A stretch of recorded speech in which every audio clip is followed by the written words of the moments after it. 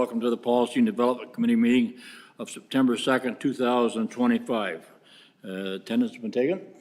Thank you. Councillor McAlpine is not with us this evening. Before I ask for an approval of the agenda, I need a motion to have a waive of 10B of the procedural bylaws to have a speaker from the audience that wants to get on his agenda to speak. Moved by Councillor Oakley, second by Councillor Kyle. All those in favor? Carried. Okay, any more additions to the agenda? Seeing none, motion to approve the agenda. Moved by Councillor Pierce, second by Councillor House. All those in favor? Thank you. Anybody got a pecuniary interest at the right time, declare it, let me know. One delegation or petition presentation, Mr. Wheat, you're on board. You got 10 minutes, thank you.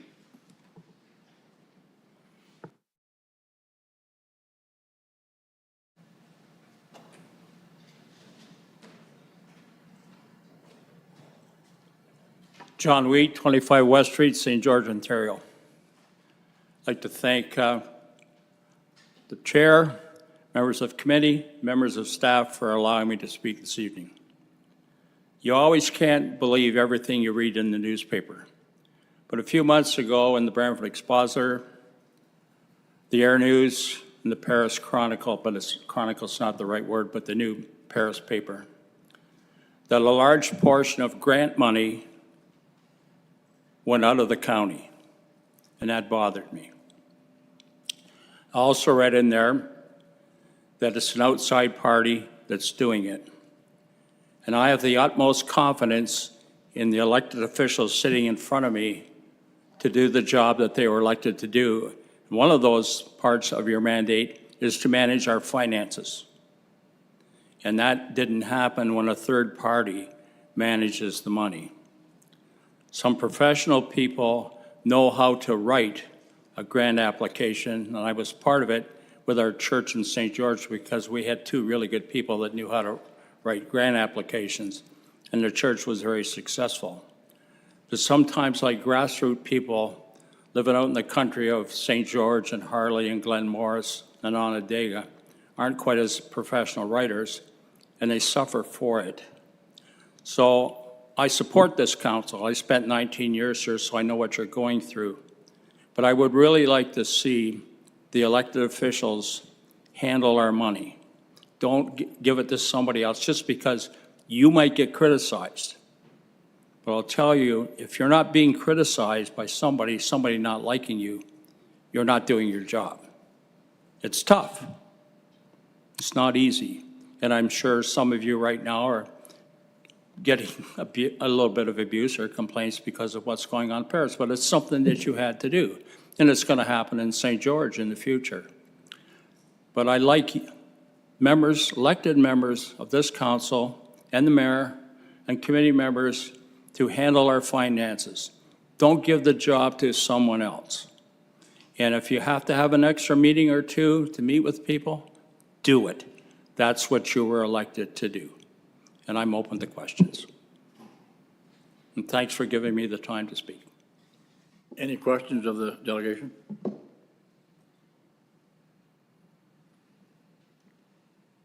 Seeing none, thank you, Mr. Wheat.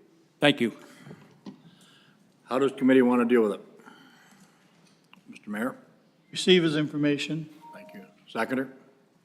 Councillor Kyle? All those in favor? Thank you. Moving on. Adoption of the minutes from the council committee meeting here of May the 6th, 2025. Moved by Councillor Pierce, seconder. Councillor Howes. Any errors or omissions? Seeing none, all those in favor? Business arising from the minutes. None listed here. Anybody have anything? Moving on, consent items. 7.1, consent items to be approved. There's a procedure by law update. Somebody want to put it on the floor? Moved by Mr. Mayor, seconder. Councillor Kyle. All those in favor? Carried. Consent 7.2 to be received. So We're all good. Staff reports, 8.1, Solid Waste Management Master Plan. There is a recommendation, and I want to get somebody to move it before I get it on the floor. Counselor Howes, seconder. Counselor Garneau. Staff going to speak to this.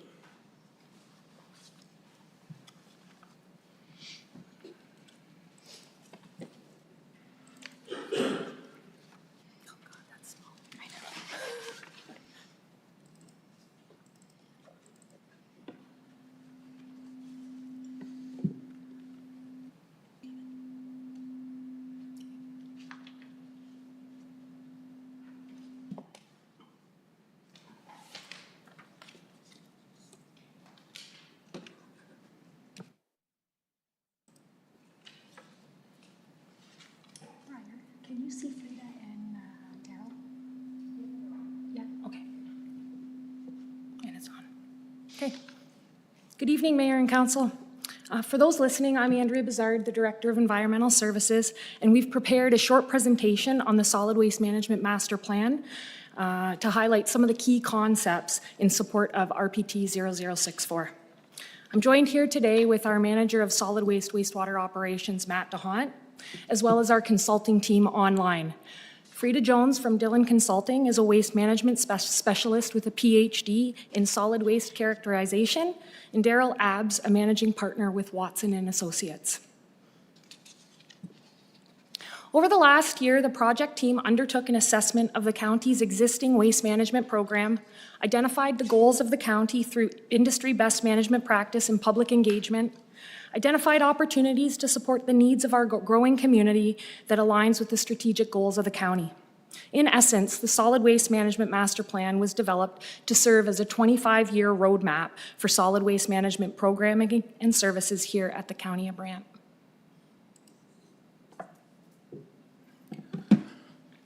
This slide here, we just wanted to highlight the current services that the County of Brant provides to the taxpayers, the residents, and to highlight, especially with regards to the landfill and the Paris Transfer Station, the number of diversion programs that we have in place, where that was one of the items that was brought up through the review done by Dillon, that we already have a fairly robust stormwater program in place and offer a lot of programs that are comparable municipalities offer.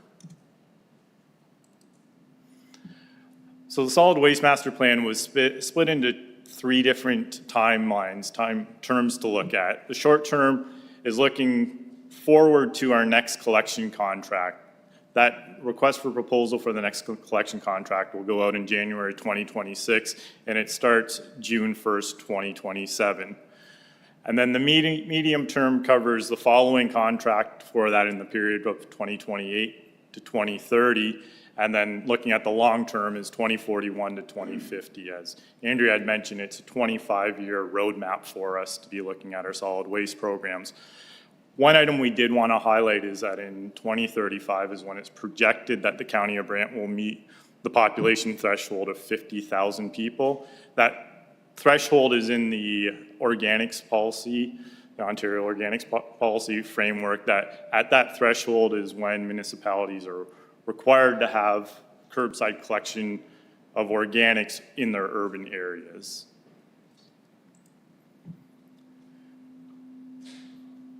So through the review that was done, there was a long list of options that were developed by Dillon for the county to consider. That consisted of 30 various options on 8 categories that are noted here. Organics, modifications to the curbside collection programs, curbside collection funding strategies, yard waste, bulky waste, operational enhancements, promotion and education campaign, and waste bylaw. That 30 option list was whittled down to 13 options to bring forward to look farther in detail on. And a lot of those 30 options that were originally looked at were also packaged into some of the 13 options where additional studies needed to be completed to be able to assess what farther recommendations at a future date.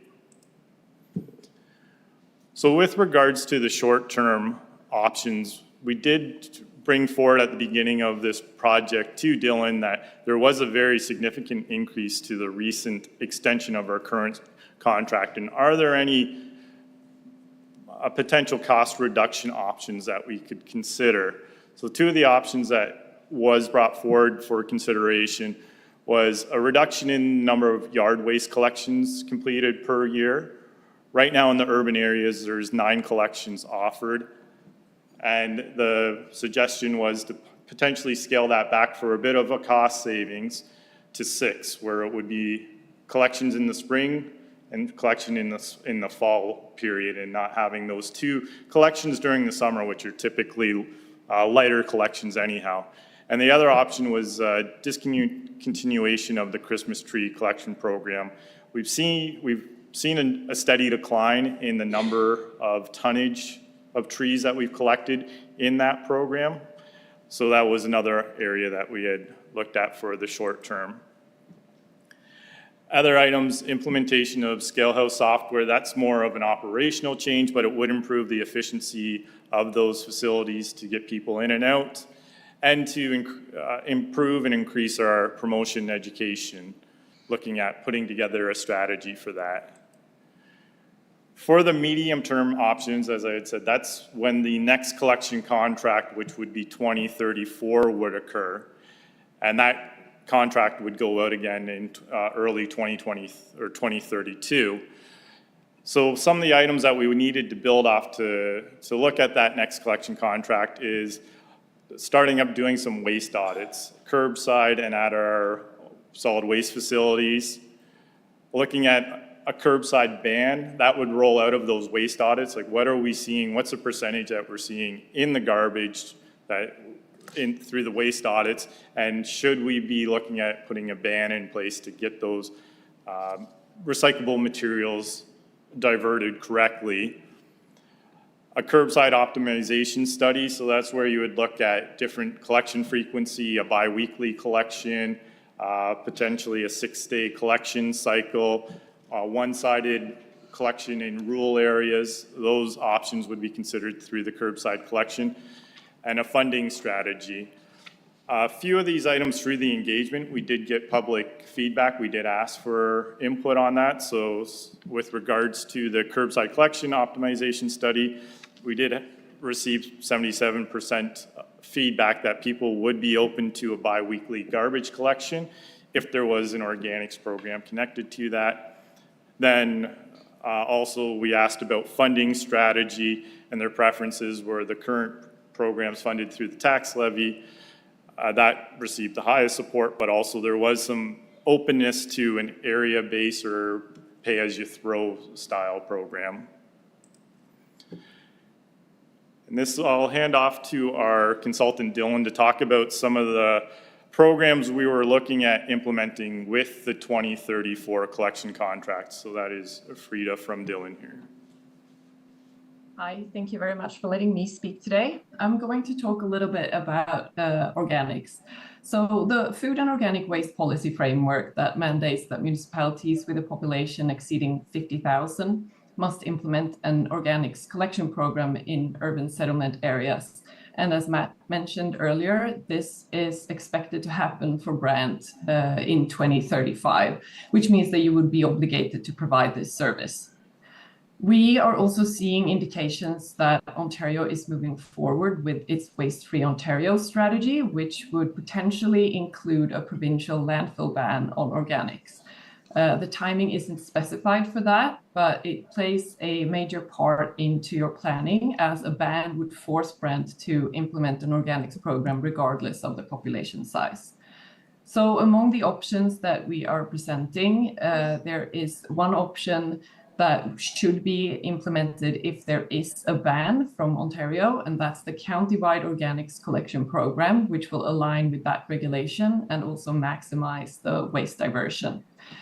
However, if there is no ban and the only factor forcing an organics program is the threshold of 50,000 people, we are suggesting a 2-part approach, which is providing a curbside organics collection in urban areas with a population that exceeds more than 500 people, and also offering free or discounted composters to residents in more rural areas. And as a note to this, during the engagement that the county did as part of this master plan, this second approach was the one that was most favored by the public feedback. In the situation, if Brant would choose to do nothing, it could mean that you would fail to meet a provincial mandate if a ban is rolled out of organics in garbage. So it would increase the reliance on your landfill space, and you would also miss out on the environmental benefits of an organics program. And while the Resource Recovery and Circular Economy Act from 2016 gives the province and RIPRA the authority for oversight and enforcement, there is no specific punishments that have been put in place for municipalities that are failing to meet the food and organics waste policy statement as of now. We don't know what that is going to look like in the future, and we don't know what it's going to look like if a landfill ban is introduced. We are also recommending to switch to an automated curbside garbage collection program, and that's more than just a simple change in service. It's a strategic move to modernize the waste management system. It will improve efficiency and also be more likely to get competitive bids for future collection contracts, so that will help control the costs in the long term. This program would also reduce the cost of labor since it's associated with manual collection, needs more staff. It's already a proven method adopted by over 30 municipalities in Ontario, so it is demonstrated as operational feasible. So on top of all of that, it also improves the safety and community well-being by being significantly improved safety for the collection workers, as it eliminates the need for them to manually lift heavy bags and containers. And it also reduces the litter of carts when you use carts for roadside litter and animals. That was it. Thank you, Matt.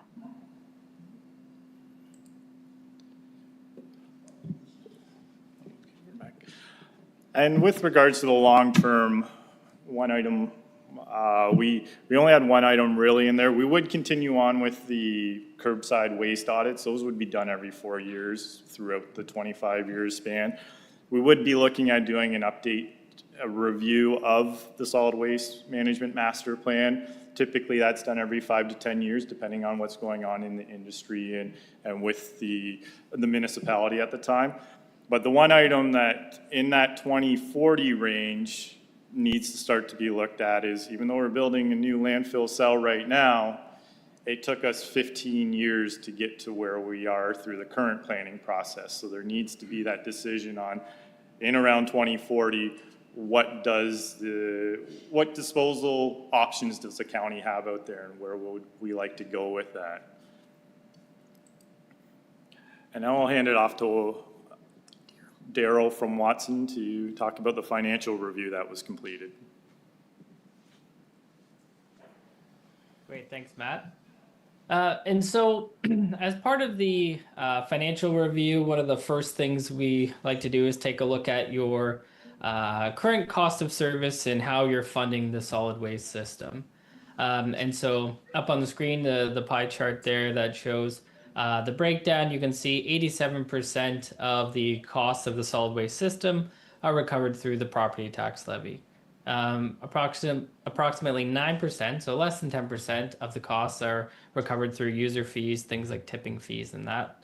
And then some other minor recoveries through sale of items, grants and subsidies, and some other one-time recoveries. And so this is fairly common with municipalities across Ontario. And so when we're looking at the graph on the right side, we can take a look and say, well, of our tax bill, how much of our tax bill goes to solid waste services? And so with Brant County, we're looking at about 5.1% of the overall tax bill goes to solid waste services.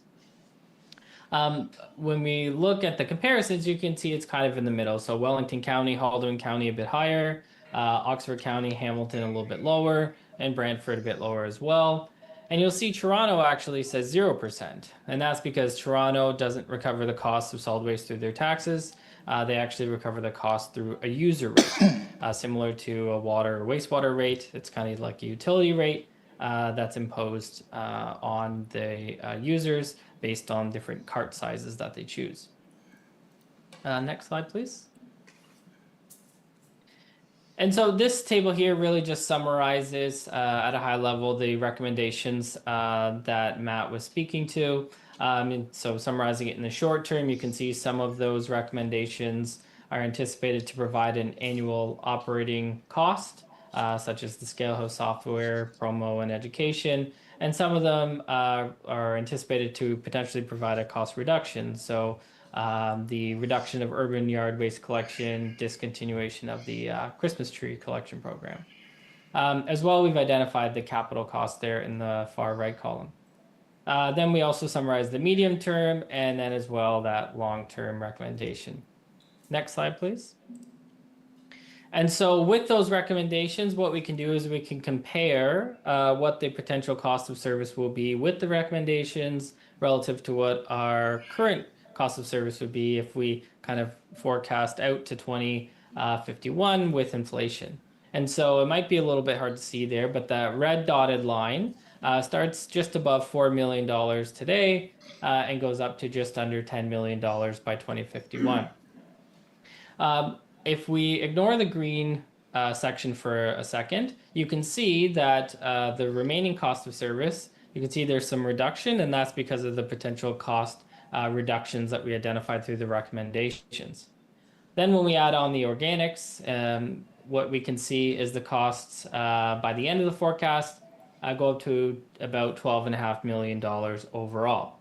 And what this really represents from today up to that recommended $12.5 million really is about 3% per year would be the cost increases required from the tax base.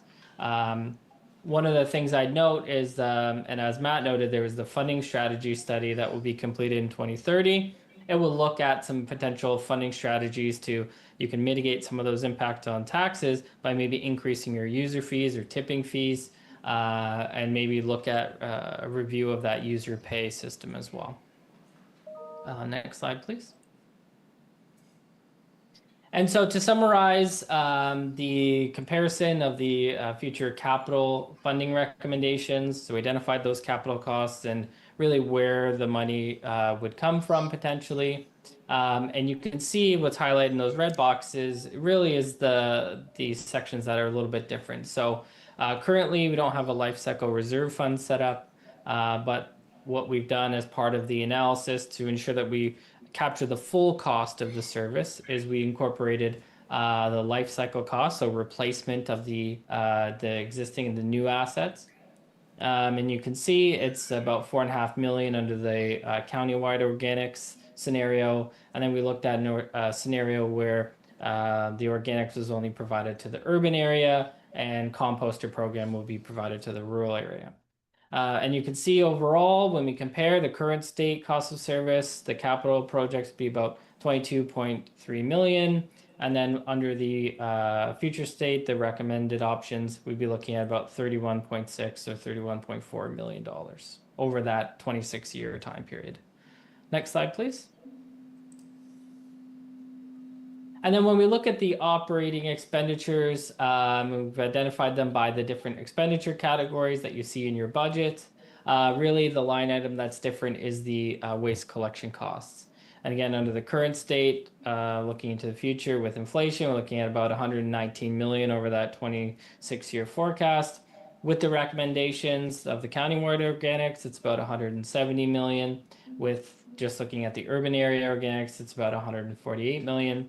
And you can see the difference between the scenarios at the bottom there, about $197 million under the current state, and with the recommendations looking at about $249 million or $226 million, depending on the organic scenario. And with that, I'll pass it back to Matt. Thank you. Thanks, Daryl. So a few final thoughts. So again, the Solid Waste Management Master Plan was really intended to serve as a roadmap for staff to develop and deliver solid waste management services that aligns the goals of the county with the needs of the growing community and the changing regulatory landscape. So with the approval of the master plan, staff will begin the detailed design and approval process for each of the recommended options. Questions? Counselor House. Thank you, Mr. Chair. Through you to Andrea and Matt, I've got 3 questions, if you'll bear with me. First of all, great report, well presented. It's easy to digest and understand. My question, well, first I wanted to say I hope the projections are right and that it'll take us 10 years to hit 50,000 people. If we hit 50,000 people sooner than 10 years, I'm wondering if there's a plan to evaluate the organics sooner, if there's no ban. So that's question number 1. Question number 2 is the report itself it contains the answers to a lot of questions that we frequently get, as you know. And I understand that it's available through the Engage Brant portal, but is there a plan to share this information more directly with people through the county website directly or through social media? Just to get this great information out to a wider audience faster. And then lastly, with the anticipated approval of this solid waste management master plan, do you anticipate, like, does this bring confidence to you that our RFP will be more attractive to bid on come January or in future years, just because it was obviously very frustrating for everybody when only one company bid last time. So I know that's a lot, but thanks. You take 3. Okay. Through you, Chair. I'll take question 1. Question 1 was, the population, yes, the speculation of the 50,000. So as Frida had mentioned as well, the province is not currently enforcing the 50,000 requirement with any sort of fines at this point in time. There are a number of municipalities that have been moving towards a soft transition that are well beyond the population requirement. So I think if we were anticipating to approach the 50,000 population threshold in advance of that, we could consider the financial implications of that and how we would roll that out. Part of rolling that into the second collection contract, if we were speaking to the one in 2027, the following 7-year contract, there are a number of years that it takes for the planning, the education, the outreach, the rollout for a successful implementation of an organics program. So again, if we do talk frequently with the planning department and we are aligning ourselves with what development is looking like, and I think at this point it's safe to say that the expected 2035 is the date that we may reach that, if not later. Through you, Chair, could I ask you to repeat question 2? Sure, thank you. This question 2 was related to communication on a broader scale of the details within the strategy. Yes, through you, Chair. If approved, we'll make this master plan available on the website and share it on the County of Brant Solid Waste Management website as our guiding document, as opposed to just the Engage Brant page. Through you, Chair, with regards to question 3 about the potential of a competitive bid on this upcoming RFP that we'll be putting out, we're hoping through being able to simplify the bidding process through having not as many options to make it cumbersome for contractors to look at. We're hoping that'll entice more contractors to bid. Also, the other thing that we had discussed in previous staff reports and with committee in the past is when we went out for bid last time, it was right in the middle of the blue box transition, and there's a lot of big contracts out there for that part of that piece of the pie for the Ontario Blue Box program. That's all settled down. Those have been awarded, so hopefully we're hoping that when we go out in January, the contractors will have more time and more interests. And we did reach out after the last contract and got input from them on what the ones that did pose a few questions but didn't bid, just to get a little bit more insight on how we can make our document a little bit more enticing or easier to utilize too. Councilor Oakley. Through you, Mr. Chair, I have a question, a comment, and an amendment. I will start with the question, and then, Chair, if you could let me know when the other two are appropriate. So my question would be, and Andrew, we had a bit of a conversation about this ahead of the committee meeting this evening, but I want to highlight in 4.32, the curbside collection or organics diversion option, it stated, due to the limited amount of time before the start of next collection contract in 2027, the option reviewed in this section would be for implementation in 2034. And the question I had for you before the committee meeting was whether this was a feasibility or a cost option, and you'd expressed it to me essentially as both. I'm struggling with that. I'm looking at Kawartha Lakes right now, which is a comparator we use both for compensation and various other things, because they're a very similar municipality to us in the aspect of they are rural with urban pockets, similar population size, etc. And last year, in March of 2024, they issued a council directive to issue an RFP for organics collections. Tender was awarded in July of 2024, and the program was launched January of this year. So I'm struggling with how, when we have a comparator out here that is doing it, how we would not be able to do it by the 2027 timeline. And so that's my question for this moment. Through you, Chair, I'll ask Frida if you can join in here and help us explain how rolling out an organics curbside collection program for the County of Brant would be challenging to do with an RFP being released in 2026. Yeah, so the organics program that we are suggesting is going to use carts, which we have seen lately are something that takes time to acquire. So one of the things is the shortened time to get it in place with carts and vehicles. We are also suggesting to do this change at the same time as the rollout of the automated curbside collection. And we have also seen in the engagement that this is not something that is high on the priority with the residents in the whole county. So therefore, it made more sense to recommend it with the 2034 contract.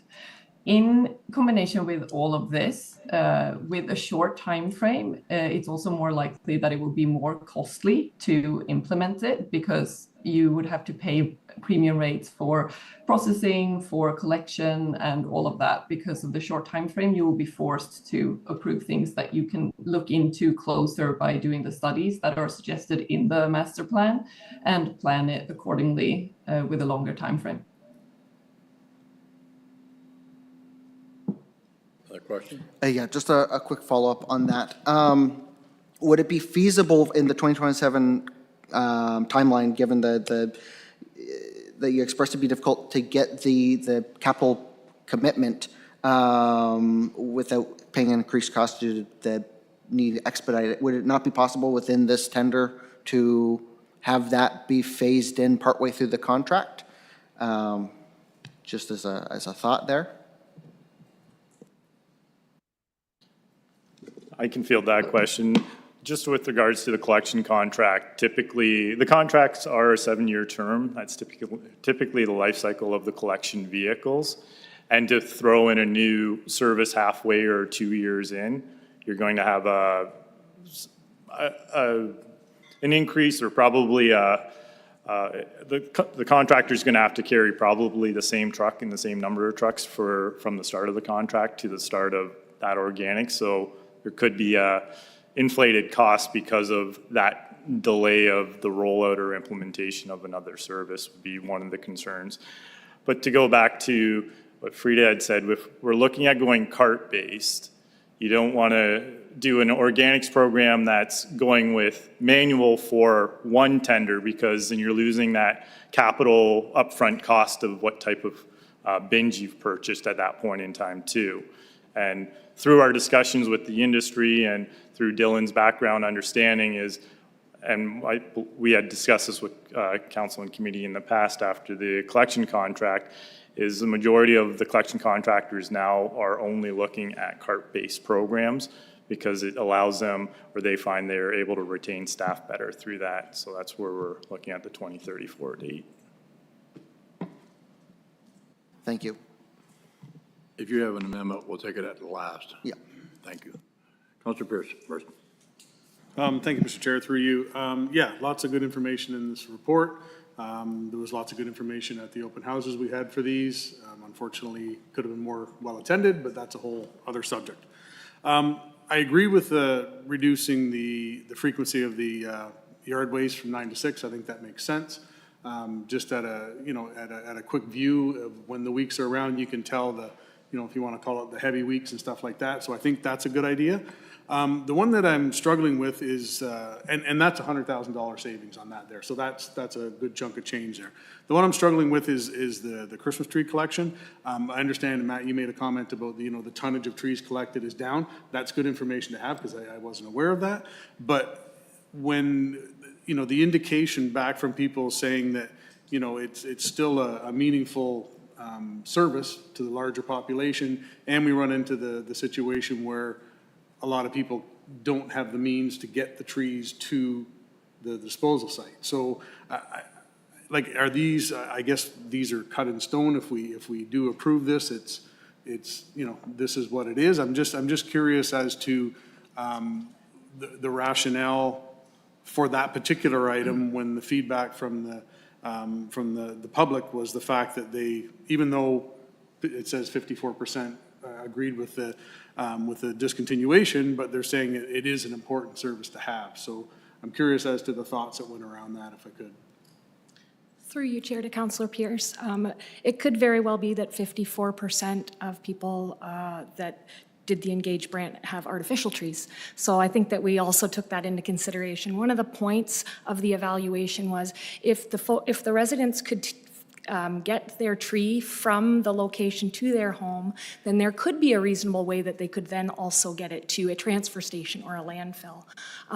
Another piece of this around the solid waste management master plan, in essence as a roadmap, is that we will still be bringing these detailed recommendations that have an impact to budget and service level changes to administration and operations committee for detailed conversation and the final approval of whether or not we're going to make that service level change. So I do thank you for your comment, and we'll factor that in. If the master plan is approved, we will be bringing these imminent short-term changes forward to admin and ops.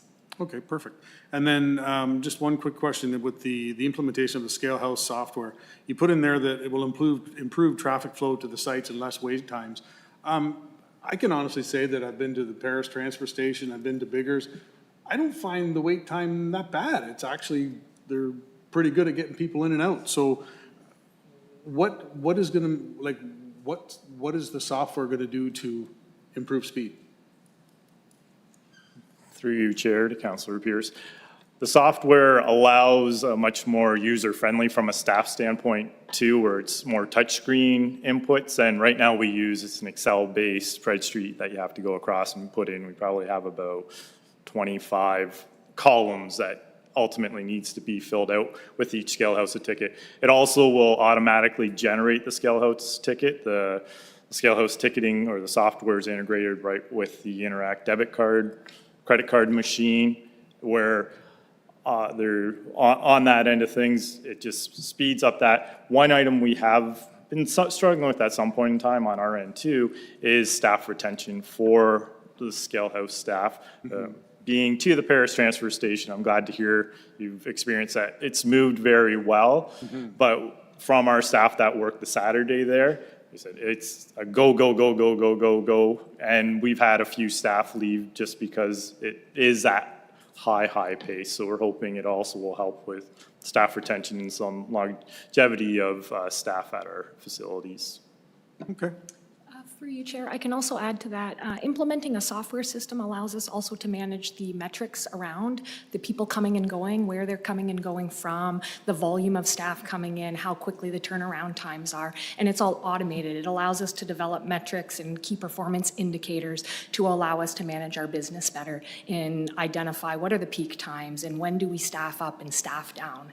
Right now, because it's such a manual process, everything is handwritten, manually entered into an Excel spreadsheet, and then reconciled at the end. It's the right thing to do for the program to move it to an automated system. Okay, thank you. Councillor Bell? Yeah, thank you, Mr. Chair. Matt, you and I talked a little bit about Norfolk's recent experience. I don't know whether the rest of council saw that report, but Norfolk have recently tendered their solid waste collection contract.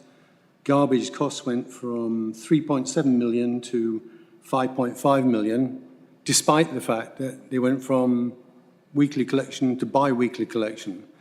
And I'm struggling with, I don't see anything in this report that will significantly change the expectation that we had a couple of years ago, that the result of that single tender action. Am I missing something, or was there something else that we should be considering to bring the costs down but maintain or minimize the impact on service level? Through you, Chair, to Councillor Bell, just with regards to the new program that Norfolk's rolling out, is they do have the organics component that's coming with that reduction to bi-weekly garbage, weekly organics, and they're going county-wide down in Norfolk. The other item was, this is the end of their, it was at least 7, maybe even 8-year or 9-year contract with extensions. So they're getting that industry recheck like we did a year and a half ago, where they had a tender that was awarded back in 2016, 2017. So they were still had contracts at that pre-price from a number of years ago. So our thoughts are, we've now already experienced that through the contract extension negotiation, that we shouldn't be seeing any type of significant increase on this next contract. And also with the Blue Box tender transition settling, that hopefully, again, we have contractors that are interested and have the time to put their effort into a smaller contract, which we are compared to the contracts that the province was letting, which was 20 to 60 trucks. So, But if I read that report right, then if Norfolk hadn't gone to a green bin program, then the garbage costs would have gone up significantly more. So they took a commercial decision that, as well as the environmental decision, the commercial decision that if we have a green bin program, we're actually going to limit the increase in costs for garbage collection. Have we looked at the same equation, the same thinking? we haven't for, well, I guess for the next contract, there will be that economies of scale or benefit to have co-collection trucks running on the road if you're going to put out a whole nother program, but you're still going to have that $2 or $3 million organics program increase. So, but it's offsetting, if I read this correctly through the chair, if I read this correctly, it's offsetting a larger increase that we might expect for garbage collection.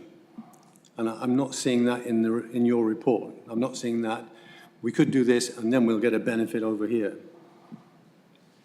I would like to see that. I would have to ask Dylan Frieda from Dylan, with regards to if we would have looked at in 2034 only doing garbage, would that garbage cost be not higher on an individual commodity basis than if it was combined with the organics? Through the chair, this might actually be a question that Daryl is more suited to answer, as he's done the financial analysis.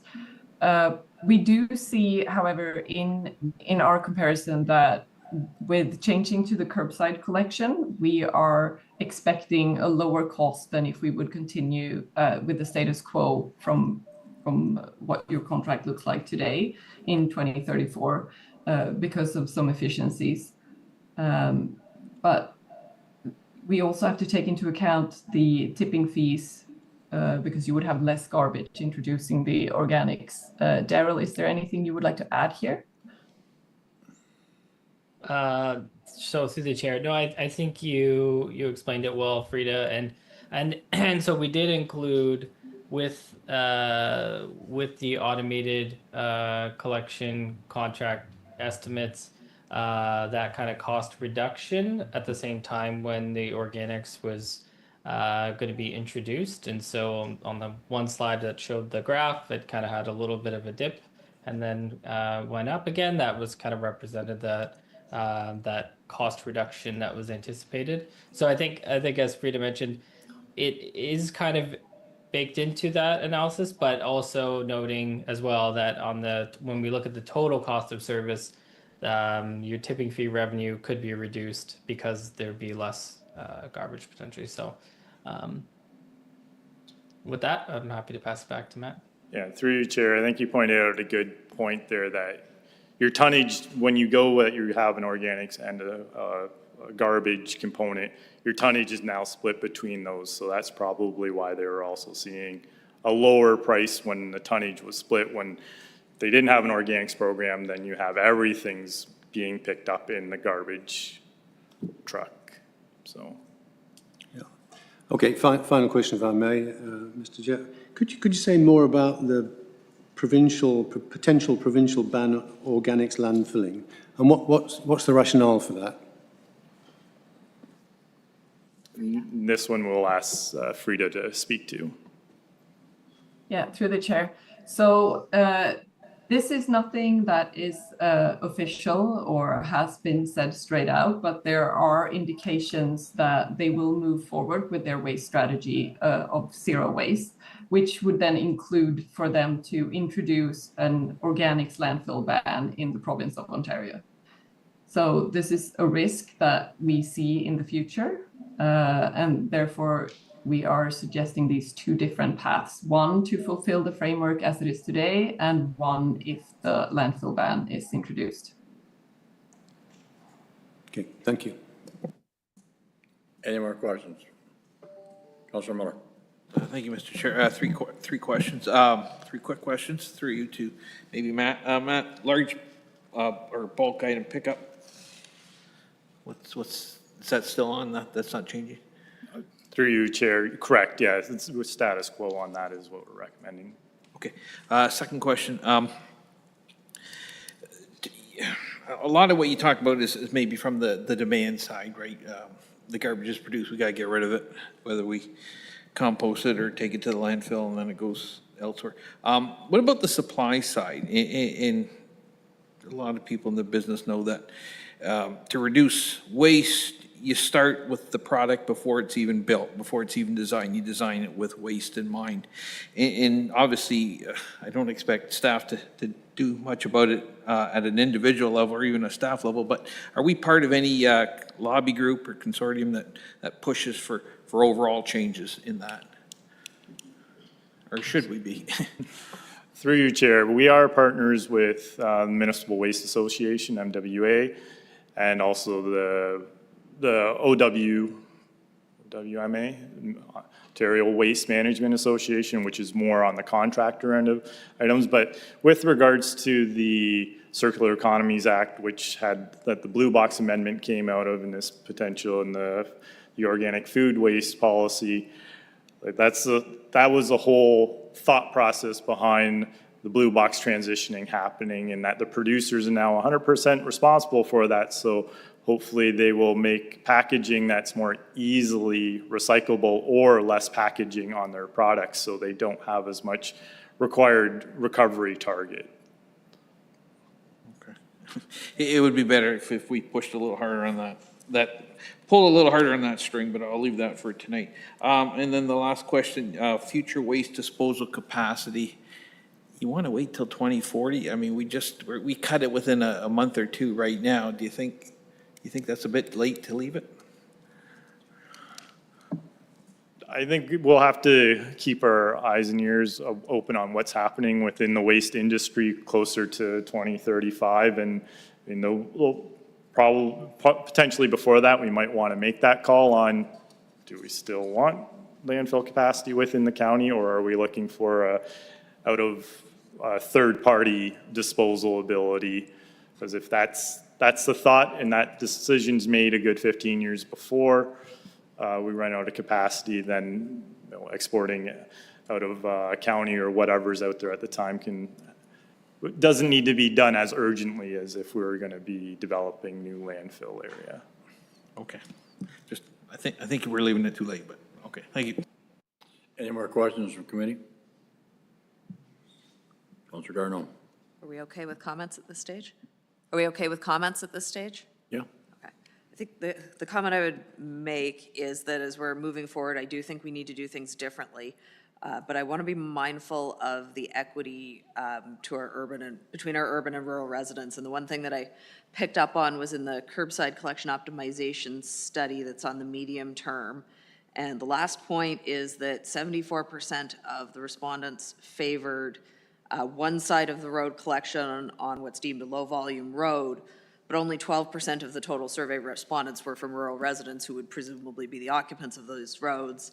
And the reason this one sticks out to me is one of the more frequent things I hear from rural residents on these roads is that they are afraid to cross the road to get their mail or get their kids to the school bus. So I could see that this would be a very challenging topic to navigate because it would feel that savings were being achieved in the rural areas to offset the cost increases elsewhere. So I offer that as a specific example, but generally as the next iterations, and I'm encouraged to hear that more of this is going to come to A&O coming up, that we're very attuned that we don't unintentionally aggravate some of those urban-rural tensions that are very, very active right now in the community discourse. So thank you. Point taken. Any more questions before I go back to Councilor Oakley?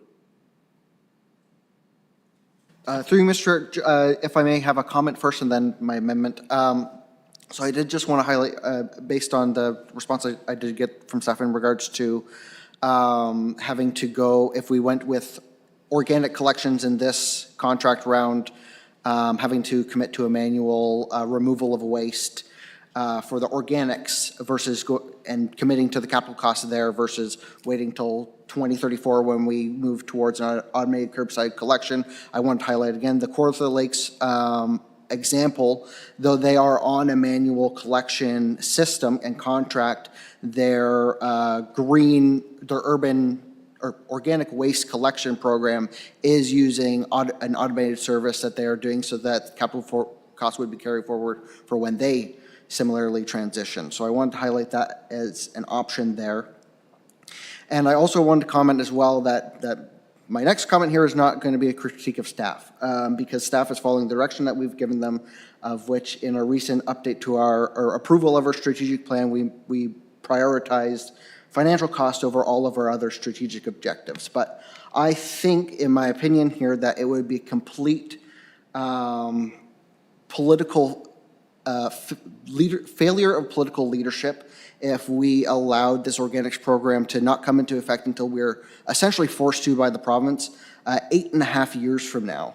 Particularly when I'm getting some whiplash here when we were considering it as per the most recent contract, which we then had to extend because we were not able to get it. My understanding is because of the blue box issue, making our bid not competitive, not related to organics, but we were considering doing organic waste collection there in that time frame. So I'm a little confused at how now this is too short of a time frame to be able to do this.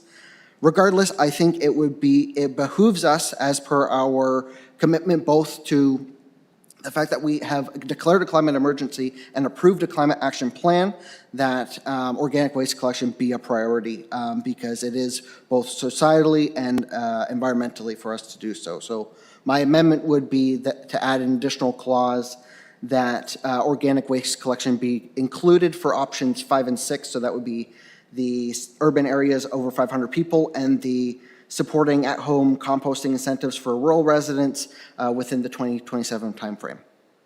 Seeking a seconder. Second by Counselor Bell. Discussion on the amendment.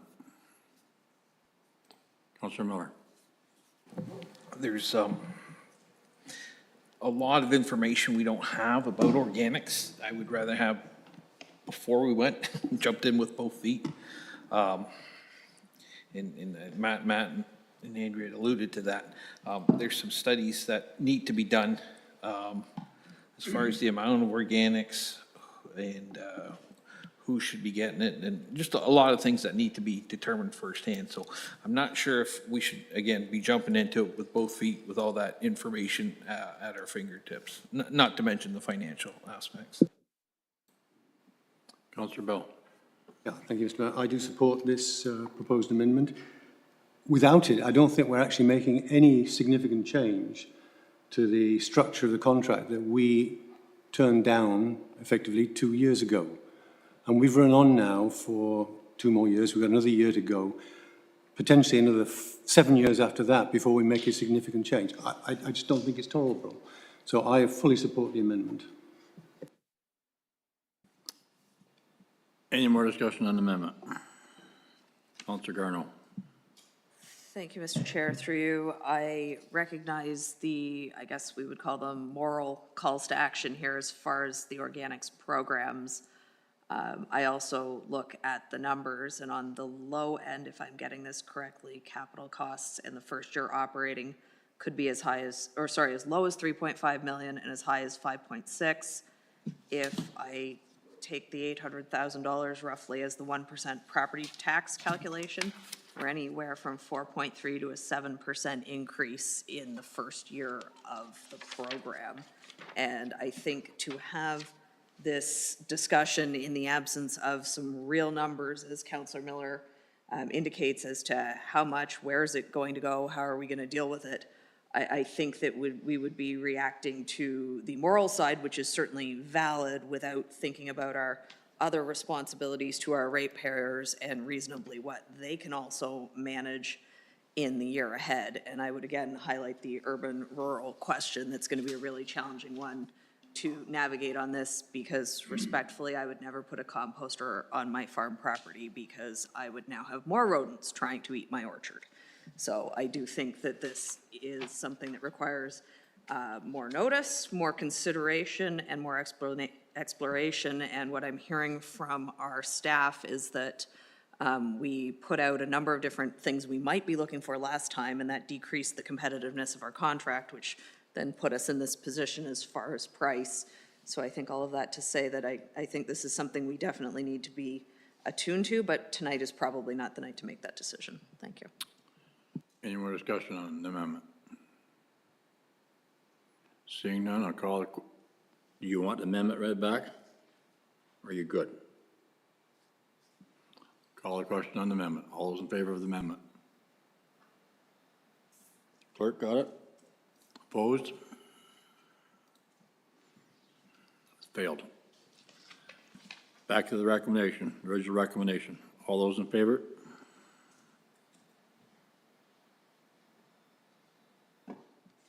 Opposed? Clerk got all that? Great. We're moving on. Thank you.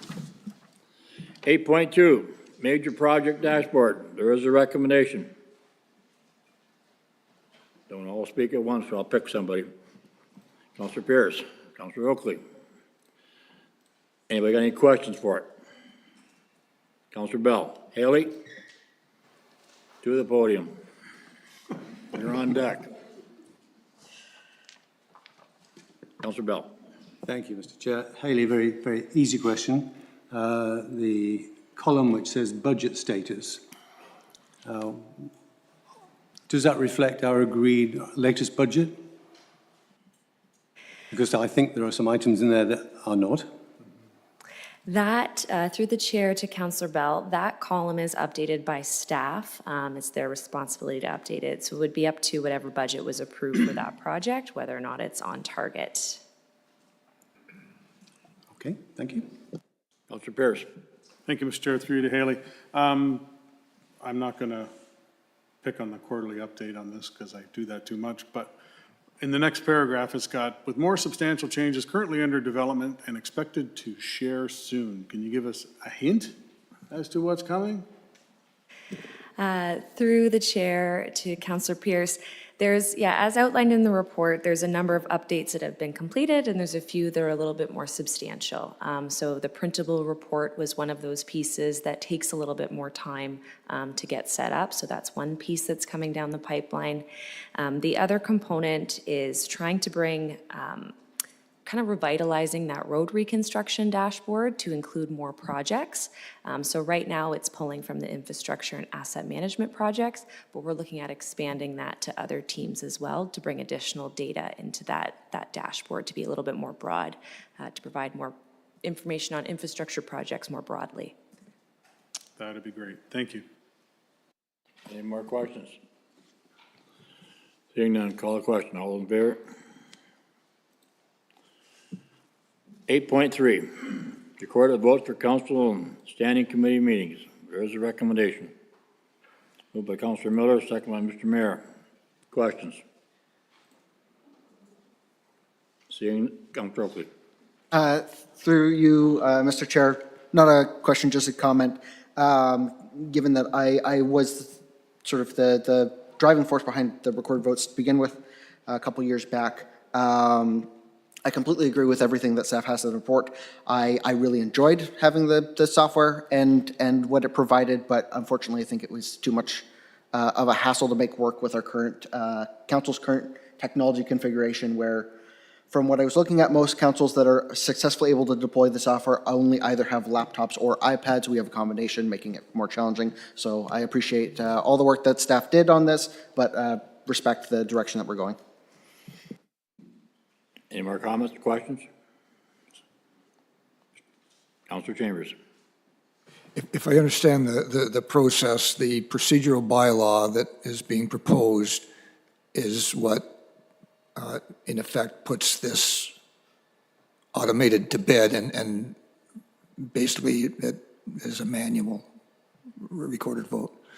My question is, since most of the standing committee reports are recommendations to council, I'm wondering if we need to do the recorded votes at the standing committees.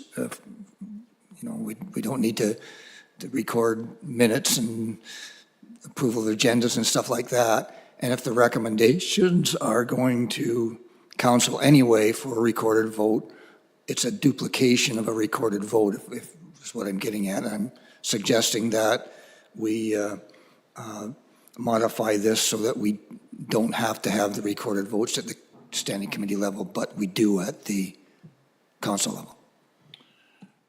So are you going to make that amendment? You'd have to amend the procedural bylaw that we've just kind of approved, but if that is the wishes of council, I can make that as an amendment. Councilor Bell. Thank you. Just following on from Councillor Chambers' comment, we've had a couple of votes tonight that got recorded in, I'll say, it took you 5 seconds to do it. It's not a big task, and I think it does educate anybody that's interested in what we do in our committees and in our council work will find that helpful. We're coming up to an election. People will look, if they've got any sense, how have these people voted in the past? Do we want them back on council? I may not get on council because I don't vote the right way for some things, but I want to give people the opportunity to see it, and that was the whole basis, I think, of what Councillor Oakley proposed in the first place. So I don't support what Councillor Chambers is suggesting. Councillor Oakley. Through you, Mr. Chair, I would agree with Councillor Bell here. I think as well what sort of gets missed there is yes, while we have everything that's within this committee tonight will get approved at the end of the month at the council meeting there, very rarely do we have the same type of fulsome discussion on items that are approved in the committee reports. Speaking from my own experience, typically speaking, if I lose a vote tonight at policy, I don't then go vote down the minutes or pull it so I can specifically vote it down there. I think having the standing committees not be recorded would cloud a lot of that information. That is the point of why I pushed for recorded votes in the first place. So I can't support what Councilor Chambers is suggesting here. Any more discussion? Councilor Chambers, you're good? Doesn't matter to me. I was just trying to save the clerk some unnecessary bookwork. I noticed in the minutes of the last standing committee meeting, this committee, in the minutes, it's not recorded, and I didn't really have a problem with that, and I don't think anybody did, so I'm just suggesting that in order to streamline things, it would be the right thing to do, but I guess that's why we vote on it. Thank you. Well, the only comment I got is I really like raising my hand, much easier than pushing a button. So I'm supporting this one. So, all those in favor? There is a recommendation. He didn't put it on. Right? Right? Sorry, Mr. Chair, I'm just making, like, the amendment is not there? The amendment's not there. Okay, What I thank took. you. Thank you. Am I correct, Councilor Chambers? I didn't hear anybody jump up to second it, so. You're correct. Okay. Right. So all those in favor of the original recommendation? In favor? Thank you. Moving on. 8.4, council conference expenses and remuneration. There is a recommendation. Councilor Oakley. Councilor Pierce. Discussion. Councilor Howes. Thank you, Mr. Chair. Through you, I just, I wanted to just show some appreciation for the shift towards giving some applicants a bit of a second chance. And I think we learned a lot this year with how that went. And I think you're a report ahead. oh, sorry, I might want to add. You're ahead of yourself. Oh, sorry. Never mind. I'll come Seniors back. moment? Okay. Any more discussion on it? Councilor Garno. Thank you, Mr. Chair. Just one comment. As somebody who is going to look on environmental tonight, because I have paper copies of the agenda, the attachments didn't seem to come with the Friday file this week, and it took me a lot later in the planning to realize I was actually missing the documents that go behind a lot of my reports. So we might just make a note, both the procedural bylaw and this one, I didn't realize I was missing information until pretty close to the meeting. Thank you. Any more discussion? Councilor Chambers. Again, just for clarification, we will be just discussing this further at the remuneration discussion we have. Yes. We all good? Call the question. All those in favor? Thank you. Now to your subject, Councilor Howes. 8.5, Community Grants Program. There is a recommendation. Councilor Howes moves it. Seconder, Councilor Oakley. Discussion. Councilor Howes. Thank you. Sorry for the blip. I do want to say I appreciate the fact that we've made an adjustment based on what we learned this past year. And there are, as has been mentioned earlier, there are applicants who have a lot of experience in applying for grants and many who don't. And I think this helps take care of that. In reference to the delegation that was made earlier tonight, I am respectful of the issue of recipients outside of the County of Brant, and that gets tricky because if the organization might be in another municipality, but attendees might be from the County of Brant, like people that benefit from those organizations. That's a tough one, and perhaps in the future we can look at ways to qualify that a little bit better. So anyway, but I am supportive of this report. Councilor Pierce next. Thank you, Mr. Chair. Through you. Page 7 of the report for resources and costs. When it says approximately 50 staff hours per grant year, is that since we've gone to the BCF, or is that prior to, or has that been reduced to 50 hours, or can I get elaboration on the 50 hours, please? I'll refer that to the author of the report. Through the chair, that 50 hours is a reduction to 50 hours. So between writing this report, the research involved in that, working with the foundation, and then working through the process, a lot of it was startup for the last few years. Hopefully, if we actually stabilize this program, it'll be lower than 50 hours. But I estimated on the other systems, like much, much higher when there's more staff involved in every step of the process. So this 50 hours is a significant reduction from our former processes. Okay, appreciate that. And one other question I have here in the summary and recommendations part, and I too, I'm happy that we're looking to reach out to organizations that do not submit all the required documents. I appreciate that. Is that something that's going to add on to this 50 hours? Is that something BCF will do? And if that is the case, is there an extra fee for that? It is something that we expect the foundation will be doing, and we don't expect there'll be any additional cost for that. Part of it if we go to the electronic system, they won't be able to go through to the next step without having submitted the documents, so a lot of it should take care of itself, but we are not expecting any significant change in cost for that. Okay, thank you. Councillor Kyle?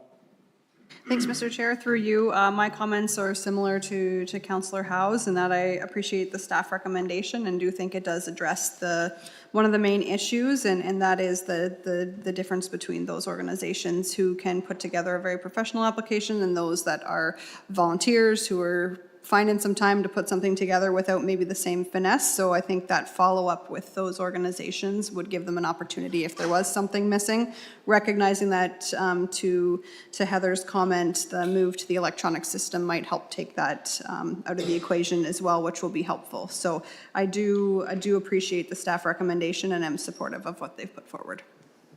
Thank you. Councillor Garneau? Thank you, Mr. Chair. I'm going to offer a contrary position. I think this might be one that we got wrong.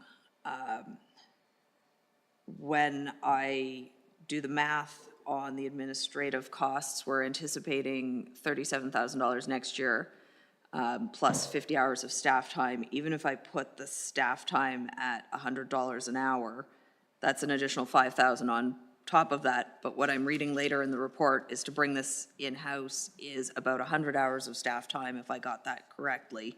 And at $100 an hour, that's $10,000. So from a math standpoint, that doesn't account for our time, but we signed up for the roles that we did, recognizing that the compensation didn't always align with the time spent. It is a noticeable administration cost. It eats out of the pool of funding.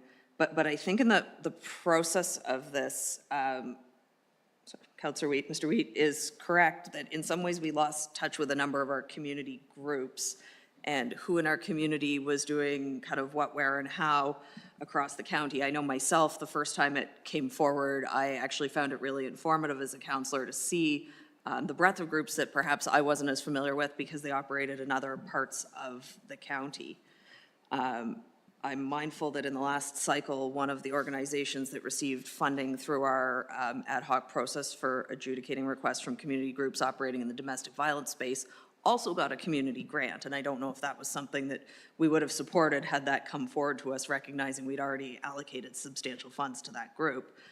I am receptive to the comments about Brantford in the title and that there is a kind of cross-pollination across municipal lines that we have to be attuned to. I think one of the peak groups that was flagged was a swimming group, but our reality is we don't have an indoor pool, which means we don't have swimming in winter. So we kind of have to find a way to apply some of that discretion. But the other piece that came up in those comments was one of equity and regional equity in the county, because there were groups from the Southwest who felt that they were not as, didn't receive the funds they'd anticipated to. And I think this goes back to the ways that our different community organizations are resourced, because it's not just about getting a complete application. And this process that is recommended this evening will address the completion, but it won't necessarily address the groups that are really and truly working on volunteers who don't have the experience or the capacity because their professional experience is elsewhere. I had the opportunity this summer to speak with a group that just felt that this was all just too much for them, and so they sat it out to their own detriment because they just couldn't manage to navigate the process, really through no fault of their own. So I think all of that to say that at this point, I won't support the staff recommendation, and I think we need to kind of take a step back and look at things again as a council, both the intent and the administration of the program. Thank you. Councillor Chambers. Yeah, I think Councillor Garneau expressed my feelings better than I could express them. I don't support the recommendation. I'm not a fan of farming out the grant system. I've done it many different ways over the years, and it keeps council in tune with the local organizations and what they're doing if we know around this table what they want in terms of funding to do what they do.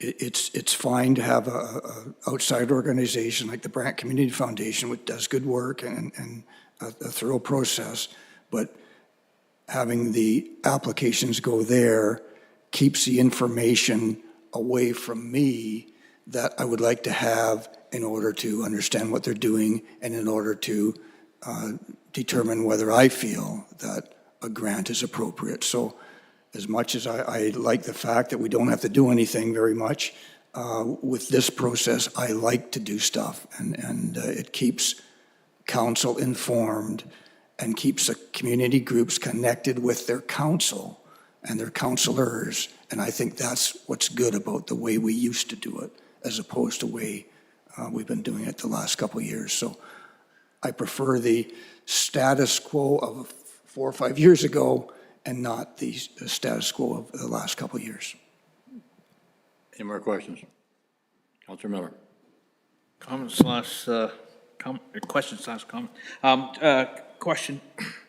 On page 5, it says in a couple parts of the Heather's report, they suggested for the current criteria, we said they have to have a location and/or presence in the county, and I just wonder how that is defined. And I ask that because there's obviously in the grants that were allocated, the groups that were successful, they clearly didn't have a location in the county, and I don't know what does it mean by a presence in the county? I'm wondering if we could get an answer to that. Through the chair, one of the questions on the application form speaks to how does the organization or project or event benefit the County of Brant residents? So I think it asks how many residents are served by that particular thing they're asking for. Okay. And what, it's a qualitative measure, not a, you're either in the county or you're not in the county kind of question. Is it, follow up then, Mr. Chair, is it just like a checkbox then we have a presence in the county? No, there's a question as to how it serves the residents of the County of Brant. Okay. Because I think, and you alluded to that in your recommendations, I think that needs to be more quantifiable. And I would put it at 2/3 or 75% need to be county residents if they don't have a location in the county, but I'll leave that for now. One of my frustrations, Mr. Chair, was that we were told in the report back in May that many of these groups did not get a grant because they did not submit the required documents. Okay, I can understand that. But there was no feedback. The groups weren't told that. And in their rejection letter, and I've seen a couple now, I think it was just the same letter that went to all of them. It said, you know, we had a lot of great groups applying, but we're oversubscribed, so you're rejected. And if they are making an error, and I know the Burford Optimists submitted 3 different applications under the 3 different criteria, and they were shut out every time. But if they're missing one piece, for one, chances are they're missing it for the other 2. So I'm going to say, at the end of the day, while we could probably make it better with the Brant Communities Foundation, I think it really does need to be our job, and it's already been said. We learn a lot about the county. I learned a lot more about what's going on in Ward 1, in Ward 5, in Ward 2, Ward 3. And similarly, I think everybody learns a lot about what's going on in Ward 4, just from knowing what the groups are working on. And I think there's a lot of things that will not get resolved if we go with the recommendation before us. And that's how do we give seed money to small groups just starting out? How does a big group become a big group? Well, they start usually as a small group. And there's no way for them to apply for a grant. And getting back to talking about learning about things, we have an ongoing grant for the Scotland Optimists of $19,000 a year to maintain the park out there. Well, if they had come and made a grant application, we would have known that they spent $40,000 last year and only got $19,000. So, and Councilor Garneau and I talked to the president out there and suggested, well, maybe they make a grant application. I don't have a good feeling about suggesting that when I seen the results of the last one. So again, it's just, I think when we farm this out, we've lost really good communications with the people that are doing a lot of the important work in our county. So I do support bringing it back. I know it's a lot of work. I know it's a pain in the butt, but again, I think that's what we signed up for. Any more questions? Councilor Oakley. Through you, Mr. Chair. So I just had a question here in regards to, sorry, where is it here? The major funding requests as part of the analysis here.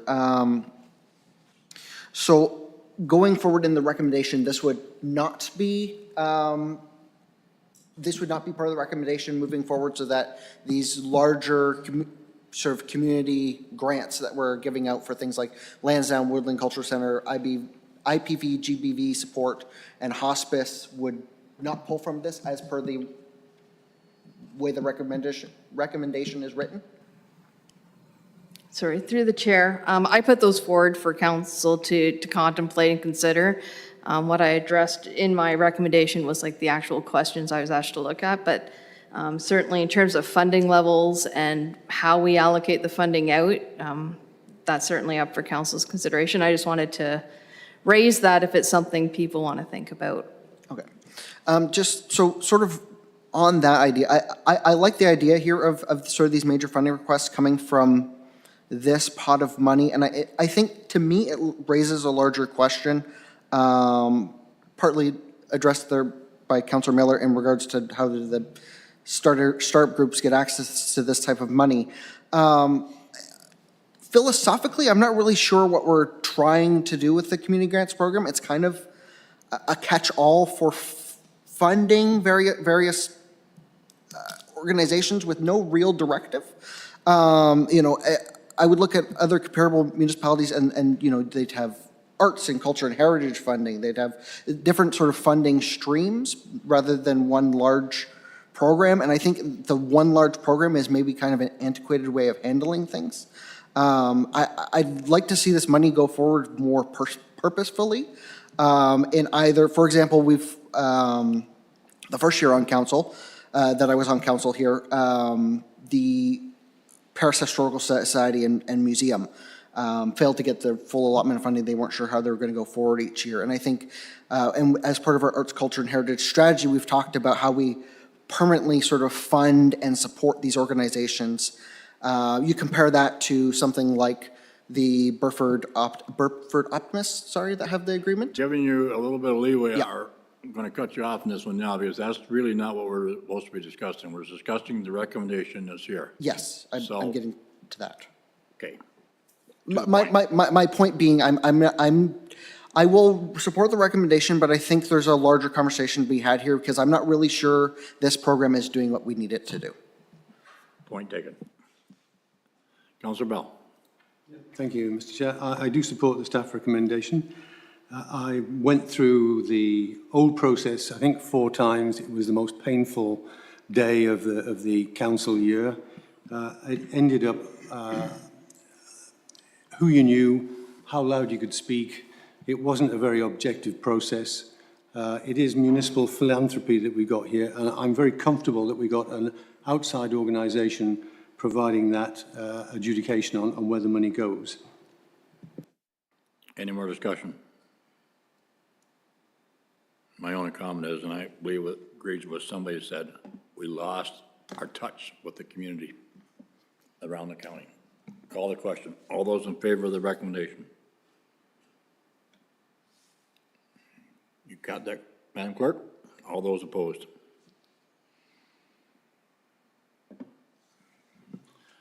Carried.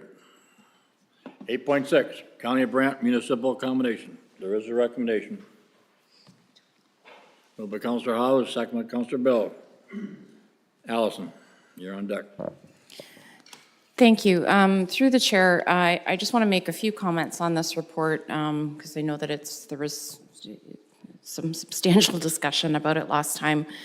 The point of this coming forward, and I won't go into all the reasons why I think they were articulated well in the original report, but ultimately the reason that we have long-term goals is because they inform our decisions today. So, I have no anticipation that we're going to be building a new town hall probably in the next 10 years. It would be nice if we could, but I understand the financial limitations. The point is that we make decisions every single year on staff accommodation because it is so tight. We make decisions every single year on municipal land that we have. And if our long-term goal is to consolidate our offices at some point, those decisions are going to be made differently in that light. I would also hate in 10 years from now or 50, whatever the time frame is, for the council of the day to say, why didn't they retain that piece of land or get that piece of land that would have been perfect? So again, it's a matter of looking at what we have available, any suitable parcels, whether we own them or as they may become available across the county, not just in Paris. Again, in the light of what our long-term goal is. Again, there's no indication at this time where the site will or should be. It would be about, looking across the county. And the numbers that were provided in the original report, again, I don't know what a building is or might cost in 10 years or in 5 years from now. The numbers are provided to demonstrate an order of magnitude comparison between all of the options. And a consolidated build, long-term, is the lowest net cost to taxpayers. So just for some context on what this recommendation means, why it's coming forward, and what the intent is. So with that, I'm happy to answer any questions. Questions? Councilor Miller. Allison, I think in this, when you're contemplating, and I know you just want to do a site selection, but are you, at this point in time, you're not planning on everybody coming in at the same, they're still doing the work from home thing? Through you, Mr. Chair, there is no other option at this point. We can't accommodate our full staff complement in the offices that we have, so we would continue for the foreseeable future on a hybrid basis. Okay. Councilor Howes. This will be more of a comment than a question, is that all right? Okay, thank you. Through the chair, and gave this a lot of thought, and I remember vividly the meeting where we discussed this last time. And I think, we heard earlier tonight that within 10 years, we're going to be a population of 50,000 people. And I think it's appropriate that a municipality of that size has a centralized office location for its staff. And I believe the pandemic perhaps helped us limp through a few years because people were working from home, but I absolutely trust staff's judgment on this one and support this. Any more thoughts, questions? Councilor Darno. Thank you, Mr. Chair. Through you to the CAO, do we have a sense of what this process will cost? I struggle when reports say that there's no economic impact, but in the preceding report, we talked about quantifying staff time and sort of what does this either add up to or what does it take away from? Through you, Mr. Chair. So the original study that was done was funded through the property reserve, and that is the money for the original study that was completed in 2024. For the next phase of reviewing what sites are available, that would be done internally, so there would be no additional cost. We wouldn't hire a consultant for that. There aren't, we're not talking thousands of sites that are available in the county. So I think it would be a quantitative analysis based on the information that we got in the background study and comparing that against what available parcels we have, either municipally owned or otherwise, and coming up with some criteria, and then we would report back on that. I mean, obviously, if it's a county-owned parcel, that's an easier scenario, and that we could say that we want that earmarked for the future. If there's no suitable sites that we own, then that is a different discussion. Obviously, we would just, again, be looking at what's available, and then it would be a decision on, how long we may want or not want to wait on that decision. I need somebody to get this on the floor first. Councillor Oakley, Councillor Kyle. Now we can go. Councillor Chambers. I'm having difficulty just understanding what we are committing to by approving option 2. Can you clarify, in the municipal accommodation study, there's timeframes and costs and a whole bunch of information that rationalizes option 2, which is 2 years, $37 million, that kind of stuff. So what are we committing to if we approve option 2? Through you, Mr. Chair. So you're correct. Those numbers were done just to have consistent variables to look at the various options, again, for an order of magnitude cost. So if we were hypothetically to proceed with option number 2, a consolidated build, and that happens in 10 years, that cost will obviously be different than what's in the report, but the order of magnitude cost should still be comparable at that point. So it's looking at all the variables, but those aren't numbers that I'm suggesting council should commit to, nor a process that I think we should commit to. Option 2, as it's stated in the report that's before you tonight, is about establishing what our long-term goals are. So if we are moving towards, at some point in the future, a consolidated build, again, it just informs the decisions that we're making in terms of, say, renovations to our existing buildings, how we do those renovations, and if we should be earmarking land that we may have for a future use of that type.